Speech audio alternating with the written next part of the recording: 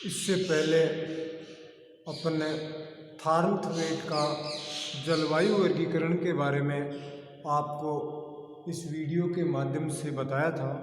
आज अपन कोफेन के जलवायु वर्गीकरण के बारे में आपको विस्तृत जानकारी देंगे, जिसके बारे में थोड़ा सा आपको बताएं कि कोफेन का जलवायु वर्गीकरण में क्या चीज़ें हैं, किन चीज़ों का उसने सहारा लिया तथा संसार को कितने जलवायु प्रदेशों में बांटा, इसके बारे में आज आपको बताएंगे।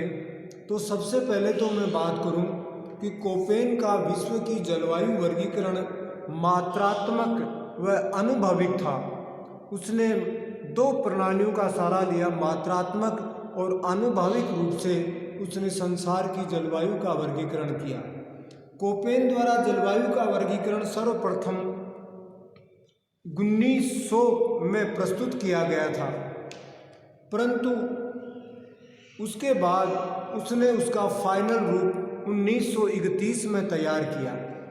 उसने बताया कि भाई मात्रात्मक रूप से तथा आनुभविक रूप से उसने इन प्रणालियों का सहारा लिया तथा सबसे पहले उसने 1900 में अपना जलवायु वर्गीकरण प्रस्तुत किया, परंतु उसको अंतिम रूप 1931 में उसने संसार को कई जलवायु प्रदेशों में विभक्त किया।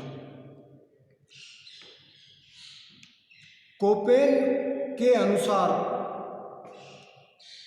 बताया कि प्रस्तुत वर्गीकरण जलवायु प्रदेशों में तापमान तथा वृष्टि के औसत मानों के आधार पर उसने संसार को कई जलवायु प्रदेशों में तथा उप जलवायु प्रदेशों में विभक्त किया। उसने संसार की इस जलवायु को मोटे तौर पर अंग्रेजी के स्मॉल अक्षरों के रूप में प्रस्तुत किया। उसने बताया कि मोटे तौर पर संसार की जितनी जो भी जलवायु है उसके 5 बड़े समूह उसने बताए और उसमें इन 5 समूहों में मुख्य रूप से अंग्रेजी के कैपिटल अक्षरों का प्रयोग किया। उसने बताया कि संसार की मुख्य जलवायु में ए, बी, सी, डी और ई जलवायु मेन जलवायु प्रदेशों में ए, बी, सी, डी और ई मानी गई। उसने बताया कि ए जलवायु के अंतर्गत उष्ण कटिबंधीय आर्द्र जलवायु इसके अंतर्गत आती है कि ऐसा जलवायु प्रदेश जहाँ साल भर गर्मी पड़ती हो और साल भर वर्षा होती हो, ऐसे जलवायु प्रदेश का नाम उसने स्मॉल ये कैपिटल ए का प्रयोग किया। उसने बताया कि इस जलवायु में अगर औसत तापमान निकालें तो 18 या 20 से ऊपर पाया जाता है तथा शीत ऋतु का इस जलवायु प्रदेश में पूर्णतः अभाव रहता है। इसके अलावा यहाँ औसत वर्षा की मात्रा वाष्पीकरण से कई गुना ज़्यादा होती है। तो इस प्रकार अपन देखें तो ये जलवायु प्रदेश जहाँ उष्ण व आर्द्र प्रकार की जलवायु पाई जाती है और ऐसी जलवायु भूमध्य रेखीय प्रदेशों में सबसे ज़्यादा रूप से पाई जाती है, जहाँ खूब गर्मी पड़ती है और खूब वर्षा होती है। तो उसका नाम कोफेन ने ए नाम दिया। फिर उसने दूसरा वर्गीकरण बताया बी। तो बी जलवायु उसने ऐसा बताया कि जहाँ तापमान तो खूब रहता है परंतु वर्षा बहुत ही कम होती है, इसलिए इसका नाम उसने उष्ण व शुष्क जलवायु के नाम से जाना जाता है। उष्ण व शुष्क जलवायु, इसमें वर्षा या वृष्टि की तुलना में वाष्पीकरण की मात्रा ज़्यादा पाई जाती है तथा तापमान की अधिकता होती है। तो बी जलवायु प्रदेश, जिसको अपन मरुस्थल के नाम से भी जान सकते हैं, कि ऐसा जलवायु प्रदेश जिसमें तापमान की मात्रा ज़्यादा होती है तथा आर्द्रता की मात्रा बहुत ही कम होती है, इसलिए इसको उष्ण व शुष्क जलवायु के नाम से जानते हैं। इसके बाद में तीसरी सी जलवायु या मध्य तापीय या मेसोथर्मल जलवायु के नाम से भी इसको जानते हैं, मेसोथर्मल या मध्य तापीय जलवायु। इसे उष्ण शीतोष्ण आर्द्र जलवायु भी कहा जाता है, जहाँ सर्दी की ऋतु छोटी होती है, गर्मी की ऋतु लंबी होती है तथा वर्षा भी सामान्य से ज़्यादा होती है। इसे शी जलवायु कहा जाता है। इसमें शीत ऋतु लंबी तथा कठोर नहीं होती है, शीत ऋतु छोटी होती है तथा इतनी कठोर नहीं होती। इस जलवायु में सबसे गर्म महीने का तापमान अगर औसत निकालें तो 18 या 20 से ज़्यादा पाया जाता है तथा सबसे ठंडे महीने का तापमान भी लगभग 8-10 के आसपास पाया जाता है। यहाँ ग्रीष्म व शीत दोनों ऋतुएं पाई जाती हैं, परंतु ग्रीष्म ऋतु लंबी होती है तथा शीत ऋतु छोटी होती है। वैसे सामान्यतः दोनों ऋतुएं यहाँ पे पाई जाती हैं, परंतु गर्मी की ऋतु इस जलवायु प्रदेश में लंबी होती है तथा शीत की ऋतु छोटी पाई जाती है। इसके बाद में अगर बात करें अपन डी जलवायु प्रदेश, तो डी जलवायु जहाँ आर्द्र उष्ण या अल्प तापीय जलवायु भी कहते हैं, कि जहाँ पे गर्मी की ऋतु छोटी हो जाती है और सर्दी की ऋतु लंबी होती है, इसलिए इसे अल्प तापीय जलवायु कहा जाता है या अल्प तापीय या माइक्रोथर्मल जलवायु के नाम से भी इसको जानते हैं। इसमें शीत ऋतु बहुत ही कठोर तथा लंबी होती है तथा सबसे ठंडे महीने का तापमान माइनस में रहता है। इसके अलावा गर्म महीने का तापमान लगभग 5 से 10 डिग्री के बीच में पाया जाता है। यहाँ 10 डिग्री की समताप रेखा ध्रुवीय सीमा से नीचे या कोणधारी वनों के आसपास होकर गुजरती है, अर्थात डी जलवायु प्रदेश में गर्मी की ऋतु बहुत छोटी होती है, सर्दी की ऋतु लंबी होती है, परंतु आर्द्र पाई जाती है। सामान्य से ज़्यादा वर्षा इस जलवायु प्रदेश में भी होती है। इसके बाद में अगर बात करें ई या ध्रुवीय जलवायु जिसको कहते हैं अपन, इसमें ग्रीष्म ऋतु होती नहीं है, अर्थात गर्मी की ऋतु इस जलवायु प्रदेश में नहीं पाई जाती तथा गर्म व औसत तापमान यहाँ अधिकतम माइनस में ही पाया जाता है। अधिकांशतः इस जलवायु प्रदेशों को टी तथा एफ, टुंड्रा प्रदेश और हिमाच्छादित प्रदेश, दो भागों में भी इसको विभाजित करते हैं कि जो 66.5 से मान लो 70-75 डिग्री अक्षांशों पे है उसको टुंड्रा जलवायु प्रदेश, और लास्ट वाला अगर बात करें अपन तो एफ जलवायु प्रदेश जहाँ टोटली हिमाच्छादित प्रदेश पाया जाता है। इस प्रकार अपन देखें तो ये कोपेन ने 5 बड़े समूह के रूप में संसार की जलवायु को बांटा, जिसमें ए जलवायु प्रदेश यानी जहाँ पे खूब गर्मी खूब वर्षा होती है, बी जलवायु प्रदेश जहाँ पे वर्षा की मात्रा बहुत कम पाई जाती है, सी जलवायु प्रदेश जहाँ आर्द्र होती है परंतु गर्मी की ऋतु लंबी होती है, सर्दी की ऋतु छोटी होती है, डी जलवायु प्रदेश जहाँ आर्द्रता पाई जाती है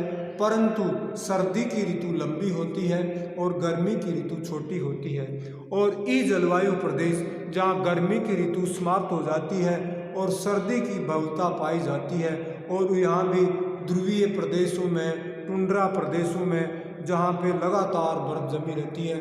इस प्रकार कोपेन ने इस संसार को 5 बड़े समूह में विभाजित किया। उसके बाद उसने बताया कि कई अन्य स्मॉल अक्षरों का भी उसने प्रयोग किया तथा एस यानी अर्ध शुष्क या स्टेपी जलवायु के नाम से, फिर उसके बाद में स्मॉल डब्ल्यू जिसमें शुष्क या मरुस्थलीय जलवायु के नाम से अलग अलग, जहाँ पे अर्ध शुष्क और एक शुष्क, उसको भी उसने अलग अलग भागों में बांटा। इसके बाद में उसने एफ यानी एफ जलवायु आर्द्र जलवायु का नाम दिया। एफ का मतलब जहाँ पे साल भर वर्षा होती है, और आर्द्र जलवायु के नाम से कि ऐसा कोई महीना नहीं जिसमें वर्षा नहीं हो, तो ऐसी स्मॉल एफ के नाम से उसने दिया। एम का मतलब स्मॉल एम का मतलब उसने मानसूनी जलवायु के लिए कहा, जहाँ गर्मियों में वर्षा होती है तथा सर्दियाँ जहाँ पे सूखी रहती हैं। इसके बाद में उसने स्मॉल एस जहाँ ग्रीष्म ऋतु शुष्क रहती है, जहाँ डब्ल्यू जहाँ शीत ऋतु में वर्षा नहीं होती है। इसके अलावा ए स्मॉल ए जिसमें ग्रीष्म ऋतु अत्यधिक गर्म तथा तापमान 25 या 30 से ज़्यादा पाया जाता है, उसको स्मॉल ए के नाम से जानते हैं। स्मॉल बी जहाँ ग्रीष्म ऋतु साधारण पाई जाती है, ग्रीष्म ऋतु जहाँ पे साधारण होती है। सी जहाँ पे ग्रीष्म ऋतु छोटी पाई जाती है। डी जहाँ शीत ऋतु की अधिकता पाई जाती है। स्मॉल एच जहाँ गर्म व शुष्क दोनों जलवायु पाई जाती है, या के जहाँ सर्द व शुष्क होती है, और एन जहाँ साल भर कोहरे की ऋतु पाई जाती है। इस प्रकार उसने कई स्मॉल अंग्रेजी के अक्षरों का भी प्रयोग किया, जिसमें small S, small W, small F, small M, A, B, C, D, H, K और एन। इस प्रकार कोपेन ने कैपिटल अक्षरों के साथ साथ स्मॉल अंग्रेजी के अक्षरों का भी उसने प्रयोग किया। इसके बाद संसार ने कोपेन ने 5 बड़े समूह के साथ 11 उप समूह तथा 24 उप से भी ज़्यादा वर्गीकरण किया। इस प्रकार उसने 5 बड़े समूह, 11 उप समूह तथा 24 उप से भी उप समूह में विभाजित किया, तथा उसने सबसे पहले एफ जलवायु,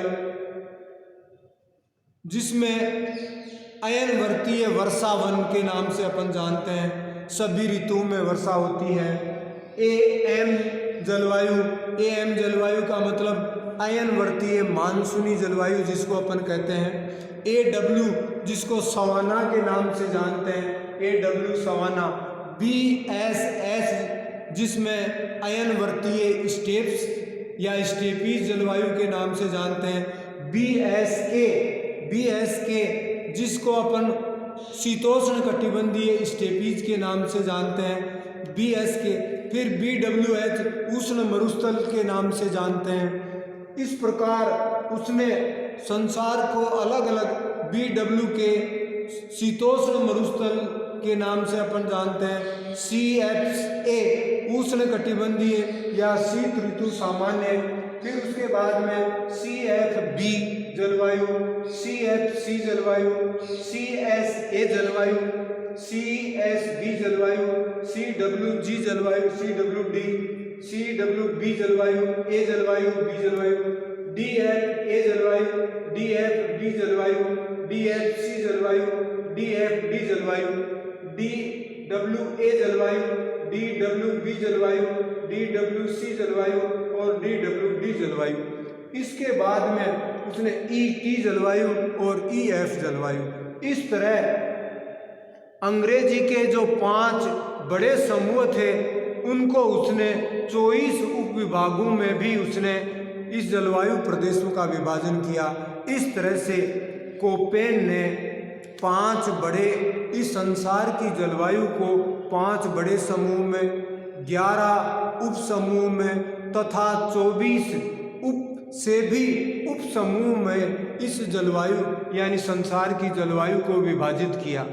इस प्रकार आपको इस वीडियो के माध्यम से कोपेन ने किस तरह से संसार की इस जलवायु को विभाजित किया तथा कोपेन ने भी तापमान तथा वनस्पति को आधार मानकर ही इस संसार की जलवायु का वर्गीकरण किया तथा इसने अंग्रेजी के कैपिटल अक्षर और फिर मुख्य समूह, उप समूह तथा उपसे भी और समूह में इस संसार की जलवायु को विभाजित किया। इस वीडियो से आप इस जलवायु प्रदेश का आप लाभ उठाओगे, इसलिए बहुत बहुत धन्यवाद। Thank you.